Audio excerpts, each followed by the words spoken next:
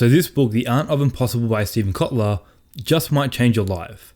It's a book about peak performance, and Stephen shows us a well-researched method to generate limitless motivation. So if you feel like you should be crushing it, but instead you feel like you're spinning your tires and you're watching everyone else get ahead, then this is a pretty good video to watch. Because the thing is, if you're not stacking wins, you're stacking losses. And motivation can drop rapidly when you're not seeing progress.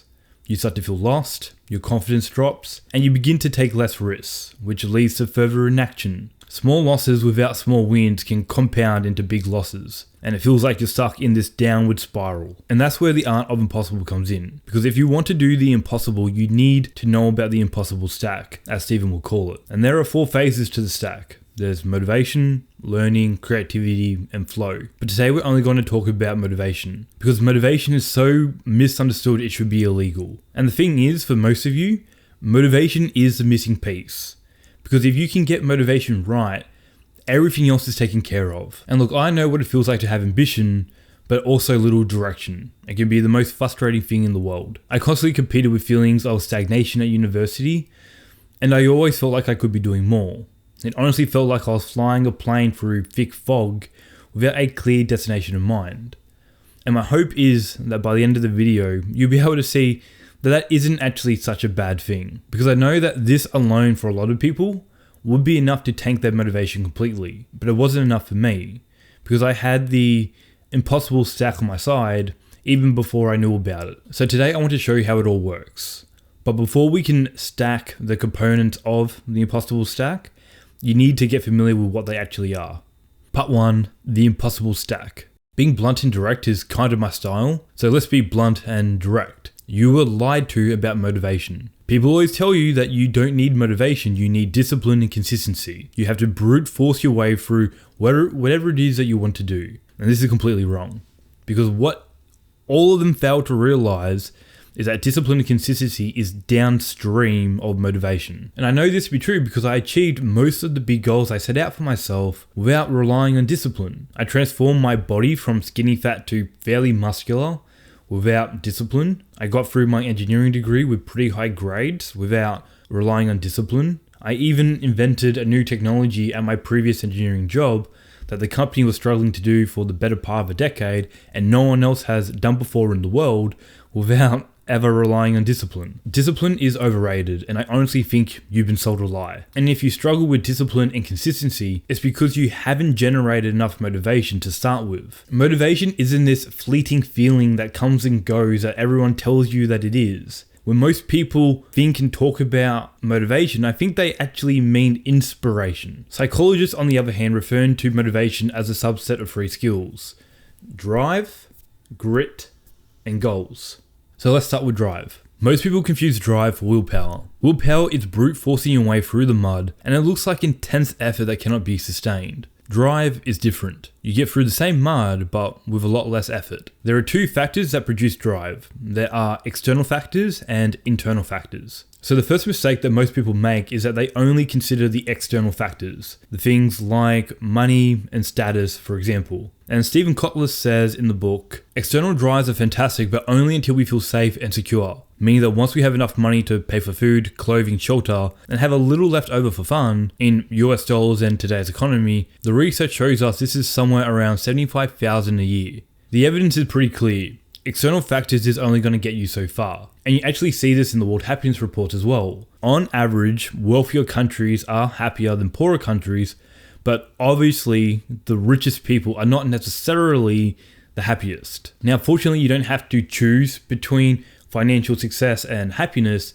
You can have both, but you need to address the internal factors, or your intrinsic motivators, and they go like this. You have curiosity, which is the biological drive to explore, learn, and seek out novel information or experiences. There's passion, which is the intersection of multiple curiosities or what you love to do. You have purpose, that connects your passion to something bigger than yourself that serves others or improves the world. There's autonomy, the fundamental need for self-determination and control over your work and life. Mastery, the drive to get better at skills that matter to your purpose by continuous improvements and lifelong learning. And now this is the really exciting part.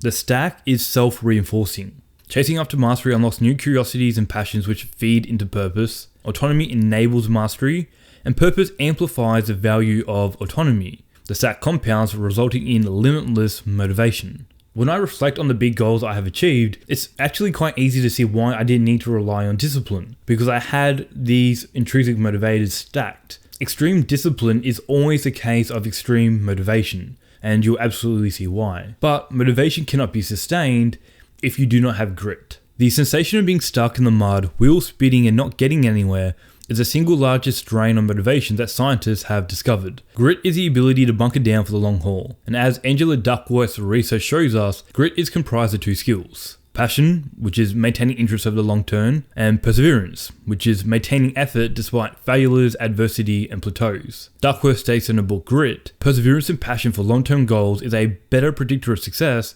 than IQ or talent. So grit sounds a lot like discipline, doesn't it? We think that we need to grit our teeth to achieve the goals we want to achieve.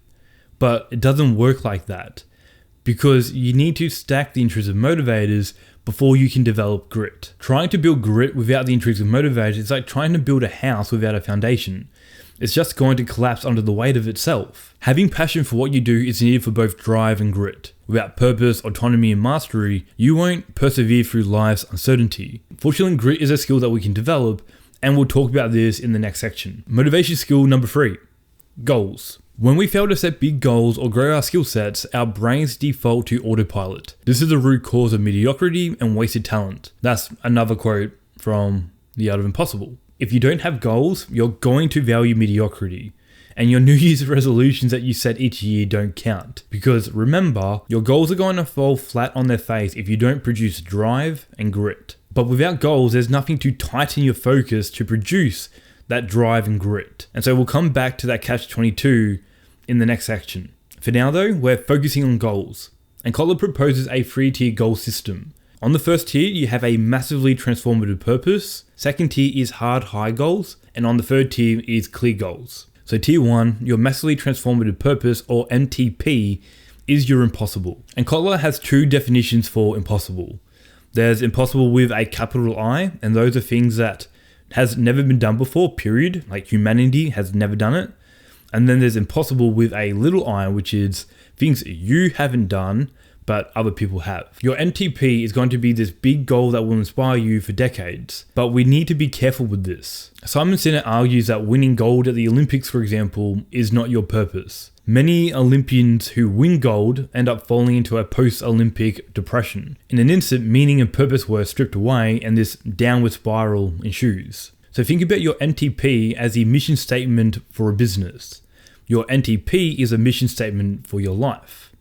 It needs to be both concrete and specific, otherwise it won't be real, and if it's not real, you won't believe in what you're doing. Simon defines his purpose as helping others find their why, and Kotler describes his MTPs as 3 categories. There's writing books that have a deep impact, advancing the science and training of flow, and making the world a better place for animals. But there's a problem. How do you know what your massively transformative purpose actually is? And looking back, this is why I felt so uneasy during university about my career. What's my purpose? What do I really care about? What big problems do I want to solve? What problems can I solve? What am I going to enjoy? And these are big questions for anyone to ask, but particularly for a 19-year-old who's ambitious, but is still clueless about the world. And we'll come back to this in the next section. So for now, just pretend that you have a massively transformative purpose so we can move on. Tier 2. Our habit for inferiority is not about lacking talent, it's about a lack of practice in pushing past what feels possible. Again, another quote from Stephen Kotler. So you need to aim high, and it needs to be hard, otherwise you're going to settle for mediocrity. And the book describes a really cool study about the power of hard and high goals. So in the study, a group of lumberjacks were split into 2 teams for a wood chopping challenge.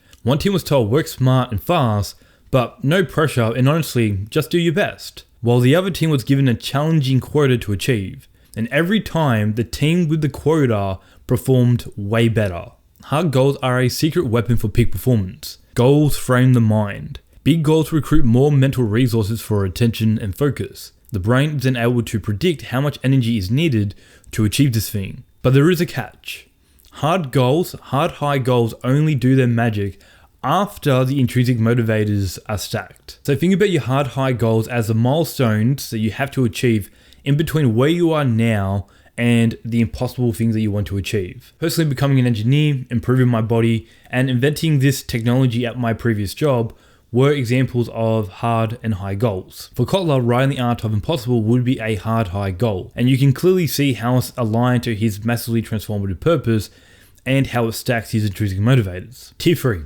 Becoming a great writer is a massively transformative purpose or a goal to aim for over a lifetime. Writing a novel is the next level down, a high, hard goal that could take years to complete. Writing 500 words between 8 AM and 10 AM, now that's a clear goal. Writing 500 words between 8 AM and 10 AM that produces a feeling of excitement in the reader, now that's an even clearer goal. A MTP takes a lifetime to actualize, hard, high goals take years to complete, but clear goals is where you actually do the work. They need to be specific, achievable, and measurable, and clear goals should be challenging enough to stretch you, but not so much to overwhelm you. They are your habits, your routines, and what work you do every day. Clear goals are your 1% better targets, as James Clear would say. James Clear is the author of Atomic Habits, and he's famous for the 1% better framework. So now we have all the pieces for limitless motivation, let's stack them to actually produce it. But first I need to tell you this. There is something about high achievers that people never understand. And I only know this because I have a slight taste of it myself. We always hear stories of the ultra disciplined doing incredible things, and they always tell us about how hard they worked and how hard it was. And sure, I don't doubt that for a second. Of course it was fucking hard. But we should be careful being envious of them because there's another side to it that we just don't see. Obsession comes with the territory of limitless motivation. You don't want to stop, but even if you did, you can't stop. I remember seeing an interview of Tom Brady with Vic Blends, and in the interview, Tom was saying things like, fuck your tired body, fuck your excuses. It was hard getting up early in the morning to go train while your friends and family are back home eating pancakes for breakfast. And I'm like, yeah, dude, I know it was hard. But just imagine how disgusted you would have been if you didn't go train, you slacked off, and you stayed at that table to eat those pancakes. Like, you would be absolutely filthy with yourself. Jensen Huang is the CEO of NVIDIA, and I probably butchered his last name, but in an interview he talked about his work-life balance, and he said this: I have a great work-life balance. I work from the moment I wake up to the moment I go to bed. I work 7 days a week. While I'm not working, I'm thinking about working. I sit through movies, but I don't remember them because I'm thinking about work. And the comment section fell into one or two camps. There was either the guys that were saying, this is the worst work-life balance I have ever seen, and there was another camp saying, when you love your work, work doesn't feel like work. No. You both don't fucking get it. At this level, there is no other option. In your mind, you do not have a choice. This is what it means to be extreme. And you don't need to be as extreme as Tom Brady or Jensen Huang to experience this level of obsession and motivation. Because even normal people can experience this to a lesser extent. Dan Koh, for example, is a creator that I have a lot of respect for, but I still see this guy as a pretty normal dude. And even he experienced this obsession and motivation when his businesses started to take off. He went out celebrating, he went to bed late, he woke up late, and his work began to suffer because his mind was foggy and he wasn't thinking as clearly. And then he became absolutely disgusted and angry at himself that he disappeared from the world, not literally, and worked harder than ever before. When your intrinsic motivators are fully stacked, you have big goals and the grit to match. You become so obsessed with what you're doing that everything else becomes a painful distraction. So with that said, here's how to stack the pieces according to the art of impossible. And the order at which we do this is actually really important, so follow along here. You have to start with curiosity, because if you don't, the stack won't work. Curiosity is the compass to your life. Curiosity is dopamine guiding you to your goals. It's an explorative process for you to find out what you're passionate about. And Kotler recommends writing down 25 things you are curious about, things you would like to spend your weekend learning about. Like always, you need to be specific. I'm, for example, interested in food, but that's way too general and vague to actually be useful. So instead, to be more specific, I'm interested in optimizing nutrition for bodybuilding and longevity. Now, if you have trouble being specific, then start general, because I only got interested in nutrition after I started going to the gym. You start with one general curiosity, and then you become progressively narrower with your curiosities over time. So my suggestion is to aim at the problems in your life. and follow that initial curiosity. Because I only started going to the gym because I wanted to improve my body and I wanted to get stronger. Next on the stack is passion. Your passions in life are often found in the intersections of your curiosities.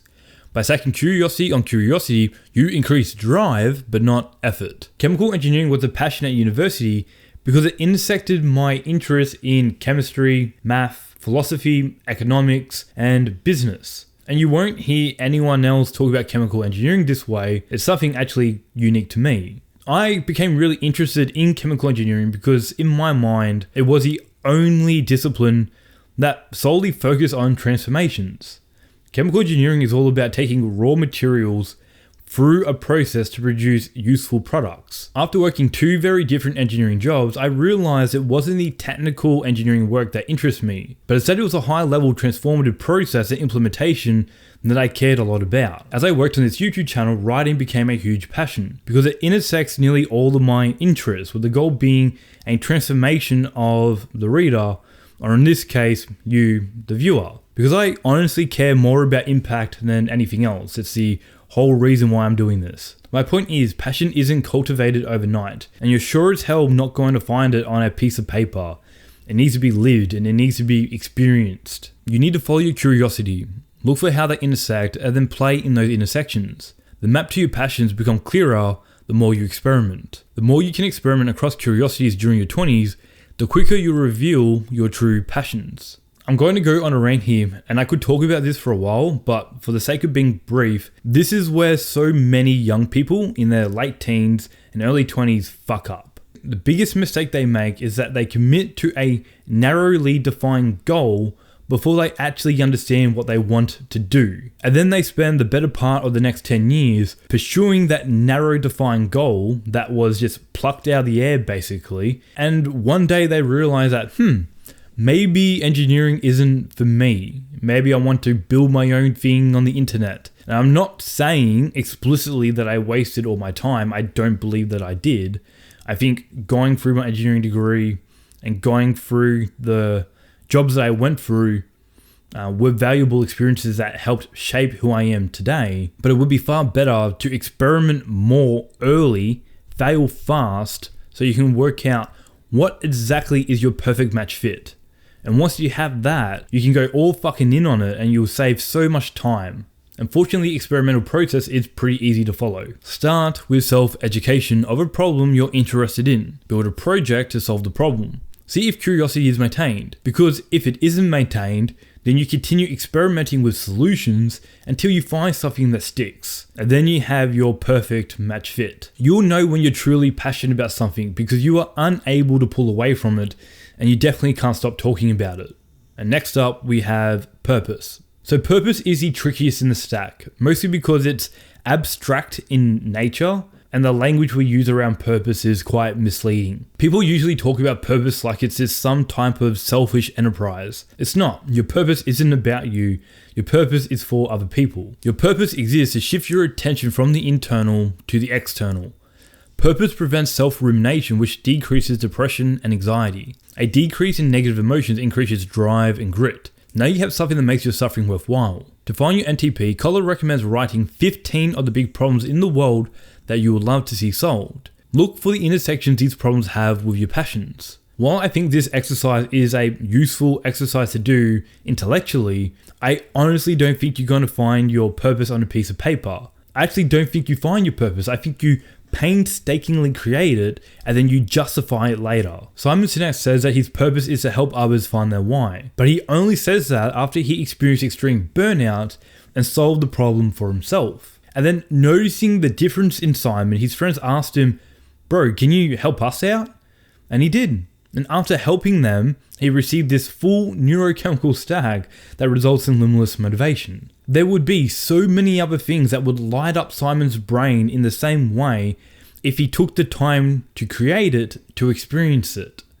And it's the same thing with Stephen Kotler. Kotler had this problem where he couldn't get out of bed, and the flow state literally saved his life. So of course your purpose is going to be advancing the science and training of flow, because it's the problem that you had and the project you built to solve it. Neither Simon or Stephen found their purpose on paper. They solved problems in their lives, helped others solve the same problem, received the neurochemical stack that comes along with it, and then later justified it as their purpose after the fact. You reveal what big problems you want to solve in the world after you have solved your own. And I still don't know what big problems I want to solve, and I think that's honestly okay. I think it's okay to be flying the plane through thick fog without a clear destination in mind. You don't need to have all the details fully formed. Strong reasons why you're in that plane is enough to get the boost from purpose. And that brings us to autonomy, the most powerful motivator in the stack. Autonomy is a desire for freedom to pursue your passions and purpose. It means that you're doing what you're doing by choice. It's the ability to fly your own plane and steer your own ship. And studies have shown that motivation from autonomy is going to crush any motivation from external sources. When we're steering our own ship, we're more focused, productive, optimistic, resilient, creative, and healthy. Patagonia, for example, is the best company in the world for enabling autonomy. Let My People Go Surfing is a corporate policy which outlines their philosophy towards autonomy. It states that all employees have the ability to determine their work schedules. If the surf is good, they can leave at any moment to go surfing, even if they had deadlines or meetings that day. Patagonia employees get to structure their day as they like, when they sleep, work, and exercise. 3 non-negotiables when you are pursuing the impossible. And ideally you get to choose how you work and what you work on as well. But this often isn't possible at most jobs. There is of course some unicorns out there, but they are unicorns and hard to find. I thought I had a unicorn, for example, but once you get on it and you ride for a little bit, you realize it was just a brown horse painted white and it had a party hat for a horn. More people need to realize that people who start side hustles don't start them to retire from work. They start them to retire from work they didn't choose. The good news is that we need a pretty small amount of autonomy to get its boost in motivation. And Kotler recommends people to follow the 3M rule to get this boost in motivation in their daily lives. 3M is a company that produces sticky notes and masking tape, that type of stuff, and they allow their employees to spend 15% of their time working on their own projects.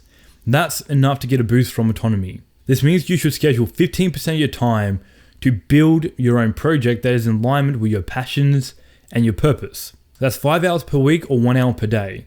And how you get the most of these hours is where mastery comes in. Mastery is the desire to get better at the things we do. There's honestly isn't things much more satisfying than lifting more weight than last time. Progressive overload is a feature, not a bug. And achieving mastery can be broken down into 4 stages. First, you have knowledge acquisition, which is consuming content that increases your knowledge of the topic. So what we're doing now, if you are interested in peak performance, in my opinion, this is a fucking awesome video to watch because it outlines basically everything that you need to know, at least from a motivation perspective. Second, you have deliberate practice, which is the 1 hour per day of building the skill. Third, deliberate practice, so knowing where to prove and what to try the next practice session. And the fourth is teaching, because there's something called the protege effect. This means that the teacher, while teaching, will learn more than the student does learning it. It's one of the reasons why I write these videos to be as detailed as what I do, because it helps me to learn while I'm attempting to teach you. Mastery can only be stacked when you're doing what you want to do and when you want to do it. But that doesn't always mean that you're going to be in the mood to do what you need to do. And for that, you need grit. So remember, grit only works when you have the intrinsic motivators stacked. If you haven't stacked the intrinsic motivators, then you won't be in it for the long haul and your plane is going to crash. But there are ways for you to practice grit, and they work like this. Voluntary discomfort, doing things that make you feel uncomfortable. This can be physical or mental or social. Taking cold showers, solving complex problems, and talking to strangers are good examples of habits that develop grit. Use fear as a compass. Peak performers do things not despite of fear, but because of the fear. It builds more resilience, more self-confidence, and more self-belief. Be at your best when you're at your worst. There's a particular mental toughness that comes with taking yourself to where you think your limits are and then going beyond it. David Goggins is a fucking beast at this. It looks like running that extra lap even though you feel like you're cooked. It's like doing those extra sets at the gym even though you really don't feel like you want to. The grit to recover. Getting to sleep on time is honestly one of the hardest things in the world. Having the patience to do the low-grade cardio and creating time for deep relaxation. The grit mindset. Grit is about training your brain to interpret difficulty as growth. It's the I'm not good yet mindset. You only develop this mindset by struggling and eventually improving. No broken promises. If it goes on the to-do list, it must get done. This is how you build trust with yourself. Work out how much you can do in a day that you're able to repeat tomorrow. If you find yourself unable to recover, you need to scale back. And if it's too easy, then you can increase the load. Again, progressive overload is a feature, not a bug. And there is, of course, the grit to quit. So never quitting is not a virtue. Falling victim to the sunk cost fallacy is not a virtue. It's not a good thing. So we should reframe quitting from quitting to pivoting. But you should only do so when you are giving clear data that there's a misalignment happening. Otherwise, you're giving up, and we don't do that. Let's bring all this together with goals. Most people make the mistake of setting goals before they have done anything. And then they wonder why they always fall off track, fail, and then give up. We're not talking about SMART goals or anything like that. The problem is far more fundamental. How can you create Stephen's 3-tier of goals if you don't know what you actually want? You can't. You can't create clear goals to achieve hard high goals that achieve a massively transformative purpose if you don't know what the MTP is. You can't work backwards if you don't have a starting point. Most people fail because they start a goal without producing drive to begin with. This means your goals have to be loosely defined to begin with, and you don't know what your goals are yet. But you need goals to frame the mind to tighten your focus on the target. Otherwise, you're going to be lost, distracted, and this downward spiral is going to ensue. So here we have a catch-22, right? And here's the solution. At the start, your goal is to simply work out what your goals are. You make those specific by, guess what? Addressing the problems in your life. You follow your curiosity, you create a passion, you solve the problem for yourself, you experiment and iterate, hunting for your perfect match fit. Progressively, the undefined goals become more clear. The desire for autonomy and mastery fuel you like never before. You set a vision you have for the future, you create hard and high goals to pursue the vision, clear goals to achieve the big goals, and big goals to achieve the massively transformative purpose. Because now you realize that there's a purpose that sits above everything else. You're the purpose.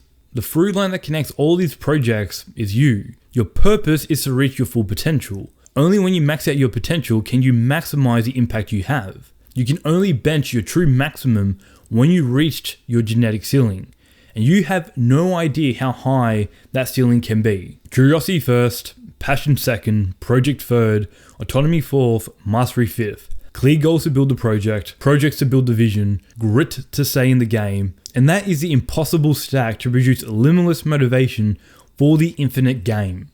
Because that's what we're playing here. The game we're playing is infinite.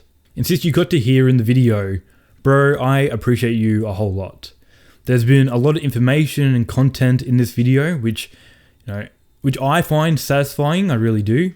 And it means well to me that you actually got to hear, that you gave me your time.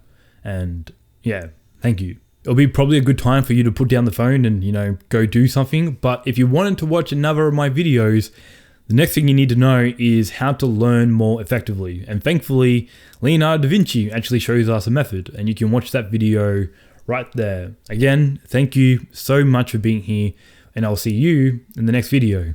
Bye.